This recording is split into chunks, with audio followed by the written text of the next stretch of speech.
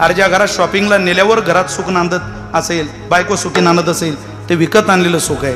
पिकनिकला नेल्याशिवाय बायको घरात नीट राहत नाही, विकत आणलेलं सुख आहे. चित्रपटाला नेल्याशिवाय बायको घरात नीट राहत नाही, विकत आणलेलं सुख आहे. तर राजवाड्यात नवऱ्याला रडवते ती कैकेयी आहे, आणि भर वनवासात नवऱ्याला हसवते ती सीता आहे, माई आहे, जानकी मैया आहे. एकीनं राजवाड्यात नवरा रडवला आणि एकीनं वनात नवरा हसवला.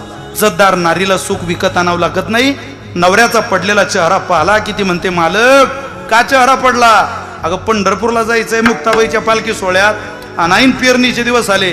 ती म्हणते, बाळ्यान आम्ही दोघं जण पेरणी करून घेऊ, 4 मजूर लावू, 8 दिवस कष्टाचे काढू. पण तुमची जर मुक्ताबाईबरोबर चालण्याची इच्छा असेल तर तुम्ही घरी राहू नका, पांडुरंगाकडे जा. मालक अरे 2-4 दिवस कष्टाचे जातील, पण अख्खं वर्ष त्याच पांडुरंगाच्या कृपेनं सुखी जाणार आहे. हिला सुखाला जन्म देणारी स्त्री म्हणतात, त्याला सहन करण्याची भूमिका आहे.